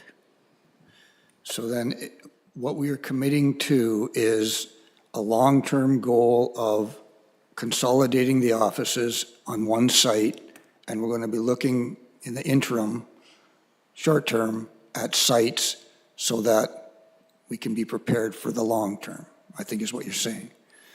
But even in the long term, consolidation of the site, if you use the same figures, whatever they are, is almost twice what it would be if you did not consolidate and you used what you had and added to it. So if you use what you have and add to it, is always going to be less expensive than doing away with what you have and building new. So I'm not so sure that doing away with all the existing buildings and building new at twice the cost will be sellable at any point in time. It certainly is not able to be sold now or in 2 years. I don't think it's going to be sellable in 10 years if we keep going the way we're going, because our debt is as high as it's ever been in history of Brant County, and we're adding to it with all the other things that we are facing. We talked about waste management. So I'm not sure what I'm saying. So I'm not sure that it's ever going to be cost effective in comparison to using what you have and adding to it. And I prefer using what we have and adding to it to capitalize on what we have instead of throwing it away and starting over again. So whether it be 2 years, 10 years, 20 years, or 50 years, I don't support spending twice the money or more to consolidate as opposed to using what we have and making do with what we got. So that's why I don't support the recommendation. Councillor Kyle. Thanks, Mr. Chair. Through you, a couple questions for our CAO. I'm just wondering if you could speak to, because I know in discussions previously, you have talked, and even in the reports, about the number of staff that can't be accommodated in our current office space, as well as the amount of time spent driving. Are we paying mileage for those people who are going back and forth between offices using their private vehicle? So I'm just wondering if you could maybe speak to maybe what some of those additional costs are that would lead you to the recommendation that would establish a consolidated office as the most cost-effective, because I do think that there is some value in that. Through you, Mr. Chair. There were a number of things that were looked at. Financial costs were one of them. Some of them were, a lot of them were efficiencies. Some of them were just a responsibility to provide a place for our staff to work. And we're very near, if not there, at maxing out the sites we have. That's really our problem, is that you can only add to so much. And we're largely built out. We can't add more private offices and meeting rooms than we already have. So that's why we are at portables at this point in Burford, and there is no more space in Paris to build on this building. Again, the order of magnitude costs are less with a consolidated build because partly some of the things you mentioned, so we don't have commuting costs, we don't have those efficiencies. We have a more sustainable, efficient building, and it's contemplated we would surplus the existing sites. Now, if we don't surplus it, then that math changes, obviously. But what would be contemplated is that we surplus the existing buildings to pay for that consolidated build, which is what made that cost less than the other options. So certainly there are all those costs, though, of staff going between offices and again, the cost to not having a collaborative space for staff. But again, we can not go that direction or not make a decision on it. But I don't think those overall numbers are going to change in terms of comparisons. Good. Councillor Oakley. Thank you, Mr. Chair. I just wanted to jump in here just based on comments that were made. The table here that says project overview on page 3 of the actual accommodation study does state option 1 is roughly $15 million, option 2 is $36 million in the sort of ballpark figures that we're looking at. However, the remainder of the report does go further to say, and I believe it's also in the report that we received today, that due to various factors like being able to liquidate properties, so on and so forth, that the option 2 is the cheapest option for us available. It doesn't have the same construction or capital costs, but in the net, it is cheaper. That is correct? Through you, Mr. Chair, that's correct. Obviously, the cost to build is higher, but the net cost is the lowest option over time. Yeah, so my comment there would be that I believe it would be factually inaccurate to state that, option 2 is twice the cost to the county of option 1 when in the net it is in fact cheaper. Councillor Bell. Thank you, Mr. Chair. Following on from Councillor Oakley's comment there, we should not make this decision or think about the decision purely on capital cost. We should look at the total cost of running this facility. I'm going to guess we're going to be running it for 50 years. I don't know what number you'd use in the analysis, but it'd be a long time. And there are lots of efficiencies that you've alluded to, Alison, in this. And there are lots of alternative uses and actually value of existing county offices that we can credit in the overall cost analysis. So I think we're on the right course. I fully support what you're suggesting.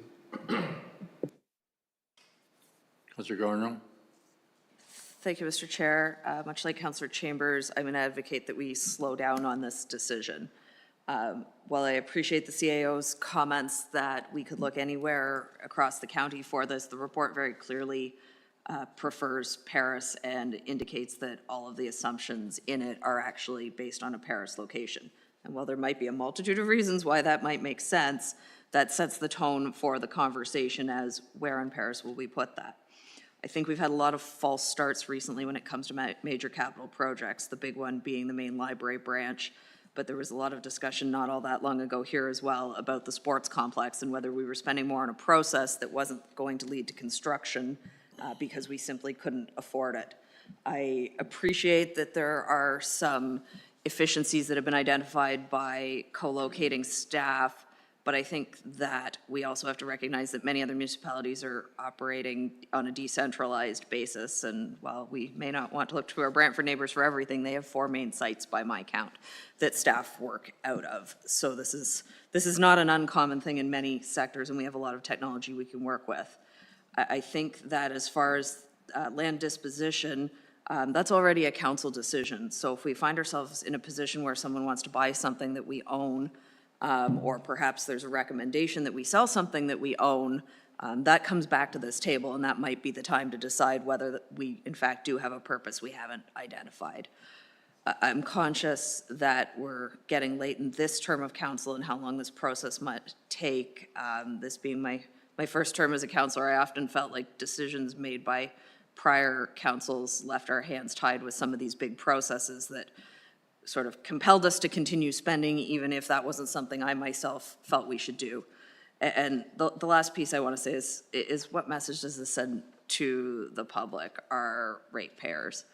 I am conscious of the flip side of that and how this may be perceived by some members of our staff, but when we're talking about a building that is potentially $35 million, that's focused on administration when people are struggling with affordability more generally, I wouldn't want to see this become a boondoggle for us as a council that is focused on we can't manage to keep our roads open. Certainly Tootla Heights is next on the closure in another week's time, but this is where we're channeling our energy.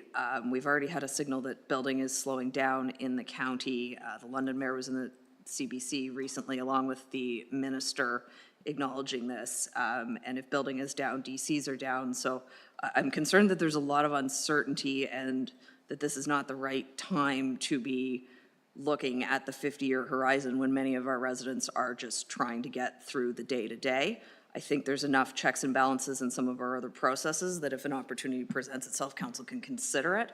But I think we really need to be looking at what we need to do to keep what we have operating more generally and what we can do to make life a little more affordable for our residents first. Thank you. Councilor Pearson. Thank you, Mr. Chair. I support this. I'm going to say that off the hop, and I'm going to give you a few reasons why. Around this table, we always talk about, long-term financial plan, looking to the future. That's exactly what this is doing. This is looking to the future to say, we are bursting at the seams right now. Where are we going to be a few years down the road? So this does that. We also talk about trying to get efficiencies in everything we do. It's been noted in this report, it's been noted by our CAO, the efficiencies that this would bring. It does make it net the cheapest solution of any of them. We also talk about retaining staff. Part of the thing of retaining staff is a collaboratism between staff, and to be able to do that in the same building, not only does it give you more efficiencies, but it also, we've been looking at this as a dollar and cents thing. What about the liability of our staff traveling from one building to another building and all over the place to have to work together with, in some cases, their own teammates that aren't even in the same building as they are? It was suggested earlier, work with what we have and just add on to it. It reminds me of a lipstick on a pig, and I don't mean that in any bad way in regards to any of our buildings, but if we look at Burford, for example, the amount of money that we've already put into Burford, and then if we're gonna retain that, and that's gonna be the decision we make, then it's gonna be more money. So by the time we're, as it says in the report, by the time we do what would be required in order to facilitate our staff, it's going to cost many millions of dollars, and we're going to be in an old building that, to Councillor Bell's point, maybe 20 years down the road, it's going to need more. Whereas if we build something net new, as he says, 20, 30, 40, 50 years down the road, that building will still be used. So I appreciate the fact that, yep, you know what, it is $35 million. I get that. We're not saying that we're approving that to happen tomorrow. That's what our CAO said. What we're saying is we need to start looking into the future so we don't get caught all of a sudden. What do we do now? We're renting more space in Wincy. We're continuing to bring in great staff, which is what we want to do. We're growing as a community. We're growing as a municipality. We need some place for our staff to be. And I think consolidating all in one building is the best way to go. And as I say, I support this. Any more first-time speakers? Councillor Kyle. Thanks, Mr. Chair. Through you, my comments, Councillor Pierce took most of them right out of my mouth. I think that we do absolutely need to be looking to the future. We are a municipality that's going to be 50,000 people, and our CAO is telling us that as of today, we do not have enough space for the current staff. Our provincial government has mandated that all their employees have to come back to work in the office. If they were to suddenly suggest that we have to do that, we do not have that option. So that's not even a future thinking problem. That could potentially be a more nearsighted problem that we could be faced with. So I'm supportive of this direction because I think we do need to be thinking further down the line and looking for the most cost-effective option.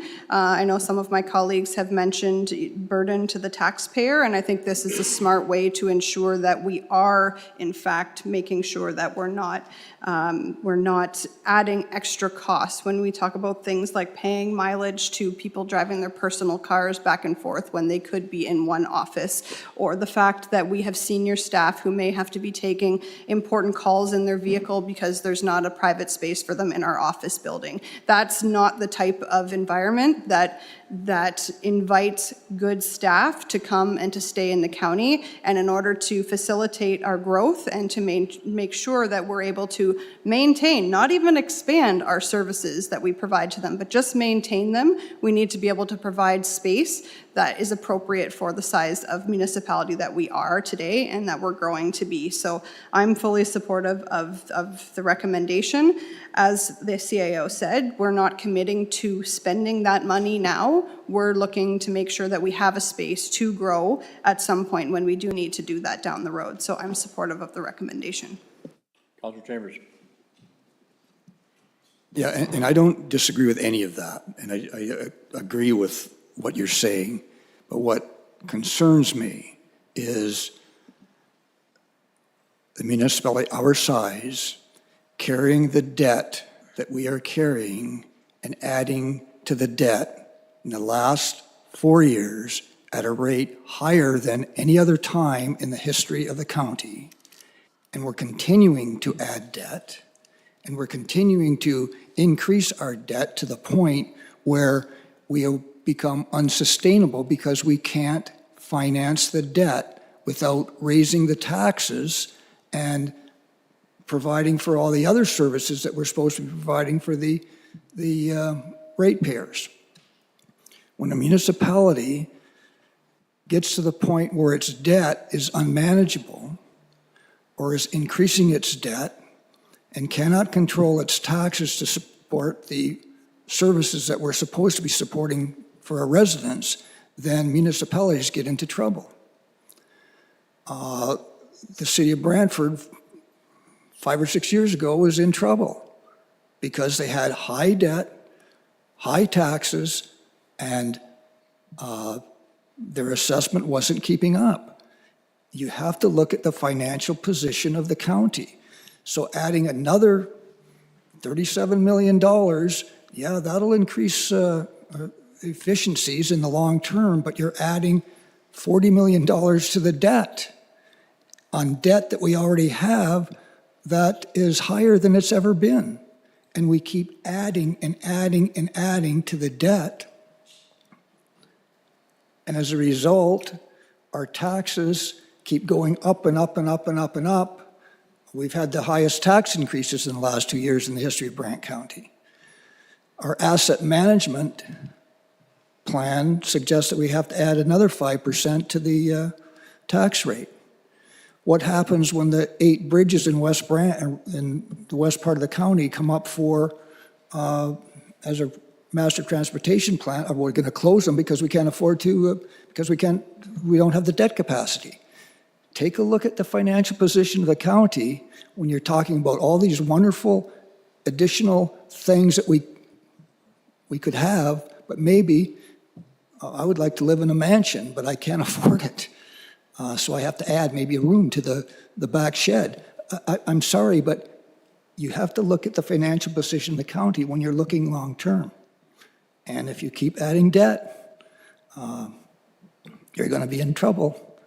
And the other thing I'll say is this: when you're out campaigning a year from now, tell every ratepayer you talk to when you're knocking on the doors that you want to build a $37 million consolidated administration building. See what they say. And talk to the people on gravel roads. And when you tell them, oh, we can't afford to pave your road, but we can afford this because we just add the debt. Take a look at the financial position of the county before you start making these kind of decisions. Councilor Miller? Quick question of clarification. The costs that are shown here are the actual costs, but the bulk of this would be debentured, yes?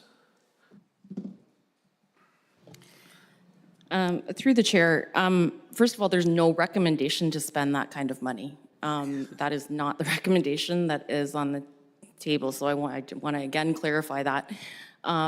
This would be the net cheapest option because there is no option where we don't have to upkeep our buildings. There is no option where we don't have to provide a space for staff. So the point is that we are making investments every year in the absence of a long-term strategy. So again, those are order of magnitude. I would hope that obviously when or if we were to decide that we were going to go ahead with this, that at that point we would have obviously a financial plan in place. Most of this would be offset.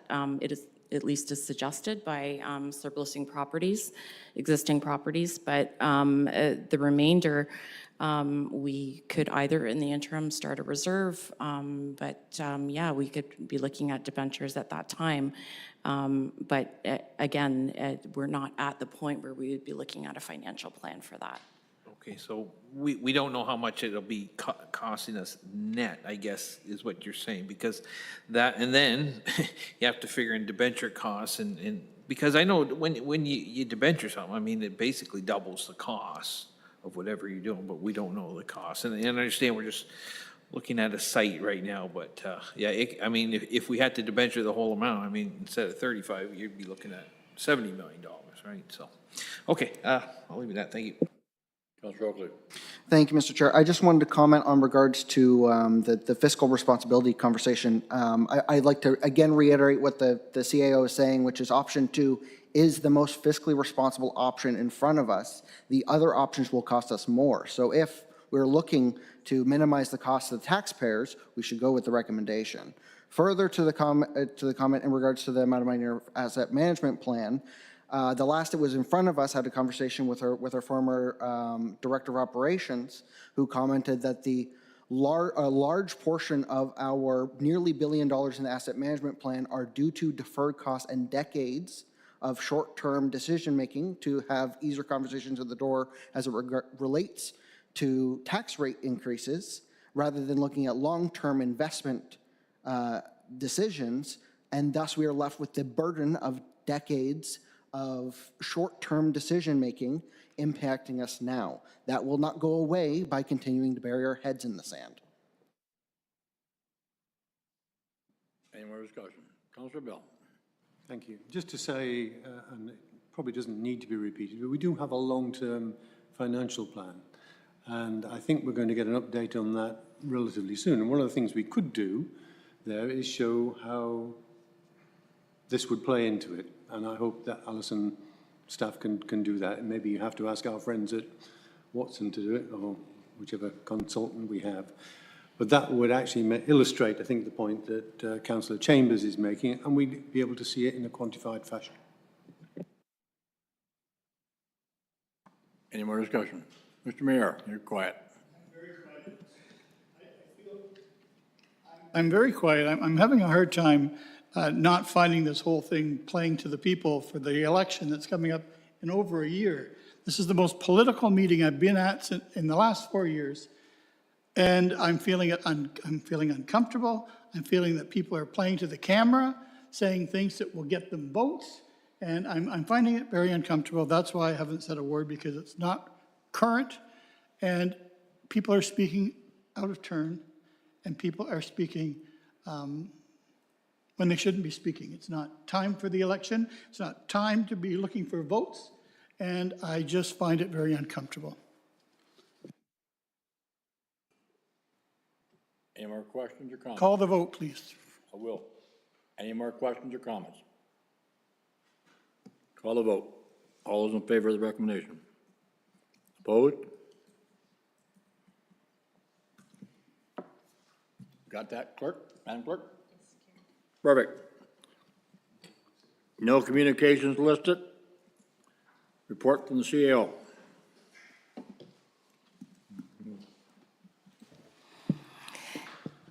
Thank you. Accommodations? No, thank you. No comment. Okay, so I'm going to start with development services. Building permits are beginning to be issued for the commercial and industrial block along the Rust Acres corridor. Good news on that. I know it's been a long time coming. The first site plan agreements along Bishop's Gate have been registered and are moving forward in conjunction with the construction of the Bishop's Gate drain. Public consultation for the Canesville secondary planning is taking place Wednesday, September 10th. There are 2 sessions, 2 to 3:30 and 6:30 to 8. I think everybody should have one or both in their calendar. Discussions are ongoing with both the Grand Area District School Board and the Brant Haldeman Norfolk Catholic School Board on the proposed construction of 2 elementary schools. Again, good news, and those are pending announcements and hopefully will be opening 2027. The county has initiated the official plan amendments, and that will begin in the fall. Strategic initiatives. Kayla Cheechman has returned from her mat leave to resume the Arts, Culture, and Heritage Officer position. I want to thank Jasmine Bedard for her contributions to the county. Danny Toda will also be returning from her mat leave mid-September to resume Public Transportation Supervisor position. And I want to thank Jordan Jones for her contributions and wish her well in her new position with the fire department. Staff will bring a public transportation report forward in November to outline the current service, trends, and gaps to discuss next steps. This is intended to be an information report to help council understand the service now that we have a year and a half worth of data from our new provider, and I think that has very much changed how we can make some decisions around transit. Culture Days is running from September 19th to October 12th. The Wilkin Family Community Center donor appreciation event planning is underway. Salute to Brant is scheduled for September 25th. This year's keynote is Brock Dickinson. Economic development staff are working through a study for the highest and best use for land along the Rust Acres corridor and Highway 403 employment lands. This will help inform their investment attraction strategy as we move forward. That study was funded by a grant, I should also say. Corporate strategy, Rebecca, this was spelled out phonetically, so I hope I still say it right. Rebecca Shepanowski, Climate Action Specialist, joined the county on July 28th from the city of Brantford, where she was previously the Supervisor of Policy and Sustainability. Her initial focus will be the near-term goals of the Climate Action Plan, and she has assumed responsibility for monitoring and submission of sustainability-related grant opportunities. These will help fund the actions of the Climate Action Plan. The county's second ASE system has been installed on Beverly Street West near St. George German Public School. I hear that's going swimmingly from comments. I've heard in St. George people love it. The date of activation will be communicated in advance of the camera being activated, and staff will be engaging with elementary schools that will be served by ASE without including information about ASE in their communications to parents. The third zone will be on Mount Pleasant Road near Mount Pleasant School with an expected activation in late October.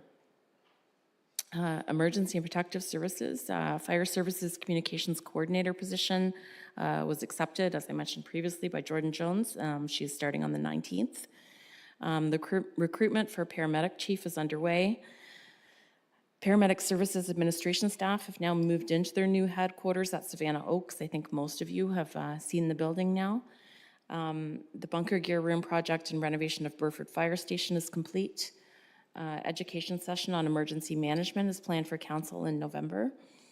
A significant focus on emergency management preparation and training in the fall as the organization prepares for the annual emergency exercise. The fire station location study is coming to council in October. The tender award for North Paris Fire Station is coming to September A&O, and the administrative penalty system coordinated by Enforcement Services is launching imminently. Community services. Brant County hosted Special Olympics softball July 11th and 12th at Green Lane Sports Complex. It was a huge success, and I want to thank everybody who was involved in that and did a great job. Communities in Bloom judging took place July 23rd to 25th. Thank you to the community volunteers, businesses, council, and staff for their participation and support. It was another successful event. The Wilkin Family Community Center occupancy permit was obtained August 8th, 2025. Again, as I previously noted, Paris seniors have started using the facility, and rentals for the public will begin in October. North of the Neth, the draft master plan and implementation strategy is nearing completion. And Glen Morris Community Center staff and the consultant will commence work on concept development this fall with the resident committee that's been set up. And the Oakland Community Center daycare renovations, the renovations are in progress and the occupancy is anticipated early October.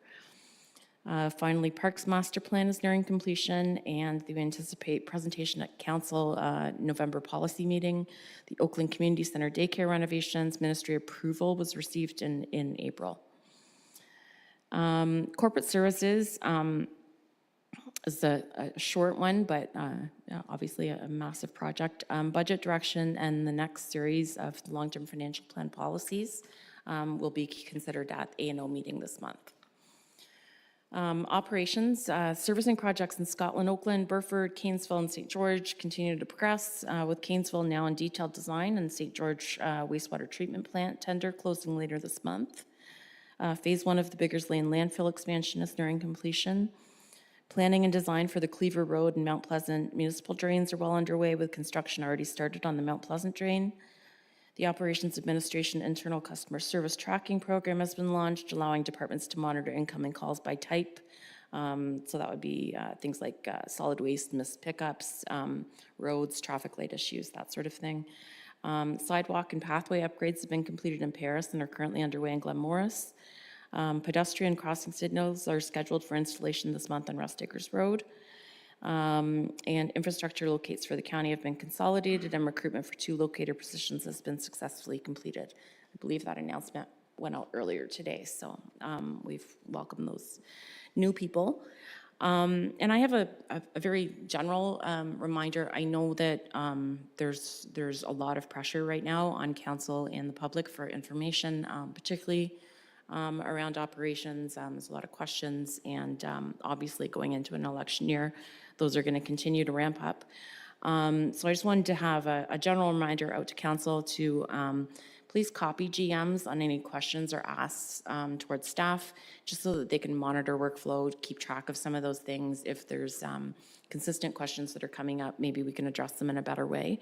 And any new actions or initiatives directed towards staff, that they come through council, again, just so that staff aren't doing things as directed by councillors, but they are coming through the council process. And that is my update, Mr. Chair. I'm happy to answer any questions. Councilor Pierce. Thank you, Mr. Chair. Through you to the CAO. That's wow. That's an update. I'm going to take you right back to the beginning of your update, if you could. And you spoke of the 403 and Rest Acres. Can you just elaborate a little bit on that? So there have been, like, applications are completed now? Through you, Mr. Chair, I'll let the GM of Development Services speak more to this, but I know that there are some that council has been aware of that were ongoing. They have been issued, and there's some public announcements that are pending. Great news. Through your worship to Councillor Pierce, yes, so they are, the Rest Acres corridor, we can say is beginning to flow. So the first of the building permits, which we were anticipating, have been issued as of last week. Other ones which council is aware of, which are perhaps a bit larger, are imminent. I would say this week or next week at the latest, building permits would be issued. So public releases of information and announcements from who will be there will start to flow. And I think what the good news story about this is that stuff is finally starting to move there. Site plans are being registered, moving along. Building permits are now starting to be issued, and so we can expect a continuous momentum building along that corridor. That is great news. So I'm going to read all into that our, how can I word this, our troubles, delays with MTO are all resolved and we're going forward now. Through Councillor Coleman, that is not what I said. Okay, say no more then. I kind of set you up for that, my apologies, but. There are MTO permits being issued thus far, so we do understand from the MTO, and they've always been very upfront about this, that based on the TIS, which was submitted, which has still not been approved, that I am aware of, there were certain upgrades which have to occur on those ramps prior to them I don't want to say opening the floodgates, but prior to them giving us the all clear in terms of the traffic numbers won't trigger halts. So what they have said is on a case-by-case basis, they will review the applications for the permits, and if the traffic figures hit a certain threshold, which they haven't given us that number, but they would stop issuing them. We have not, in the limited number which we've seen go forward, there has not been an issue thus far, and we don't know when that will happen. Perhaps the GM of operations might have a better idea in terms of timelines for when those ramp upgrades are occurring. But as for right now, there is still I'd say a caution flag, noting that they could stop at any time once certain traffic numbers are hit. Okay, I appreciate that. It's just, it's great news that we're going, so thank you.